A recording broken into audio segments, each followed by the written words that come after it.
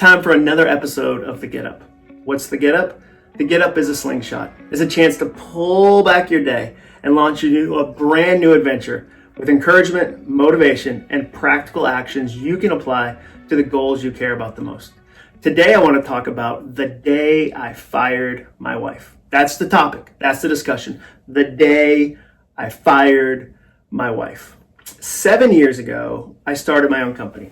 I'd spent 15 years in corporate marketing, working with brands like Bose and Staples and the Home Depot, and I decided I want to work with a ton of different brands. I want to work with a ton of companies. So I decided to start my own.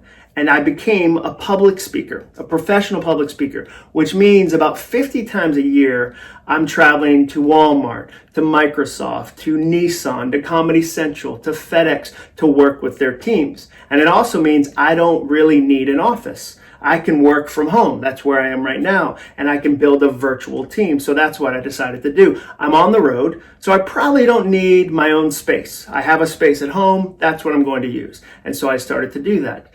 And what I've learned in 7 years of working from home, because a lot of you are working from home right now, is a really simple idea. Your spouse doesn't want to be your coworker. Let me repeat that for the people in the back. Your spouse doesn't want to be your coworker.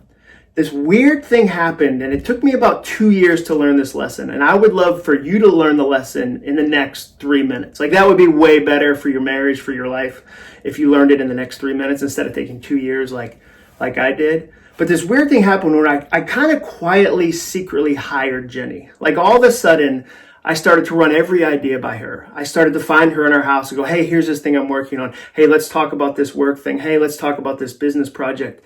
And all of a sudden, work started to dominate every conversation we had. Like, date nights turned into business meetings. The dinner table turned into a boardroom table. Phone calls turned into conference calls. Work became the only thing we connected about. Now, why does this happen? It happens because if you've spent years working inside an office, it's natural to recreate that experience. If you spent years connecting with coworkers, interacting with people, popping into somebody's cubicle, having meetings with other people, of course, when you go home, you want to create that. You want to go, okay, I need to run this by people. I need to interact with people. And you have Zoom and you have some digital assets, but it's still really challenging not to have a real live person to go, hey, what do you think about this thing? And I started to do that.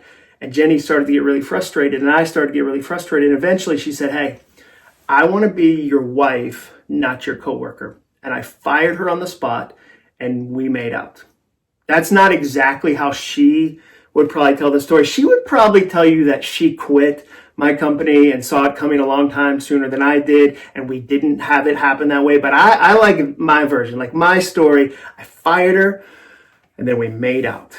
But I want you to be careful about your marriage and your work, because it's really, really easy to allow work, especially when you're both stuck in the same house and the same co-work space, to have it become something that all you do is talk about work and think about work and interact about work. Now, there are some couples where it works really well. I know some couples that build a business together. My friends Lindsay and Michael Marino, for instance, run a number of businesses together and they love it. But I think there's a difference between building something together as a couple and quietly making your spouse part of your work because they're the only other one in the house. So be smart. Here's what I've learned. I'm going to have 1,000 coworkers. During my career, I'll have 1,000 coworkers. There's only going to be one Jenny. And I forgot that when I first started working from home. And I don't want you to make the same mistake I did. Thanks for watching this episode of The Get Up. Make sure you hit like, make sure you subscribe so you don't miss the next episode.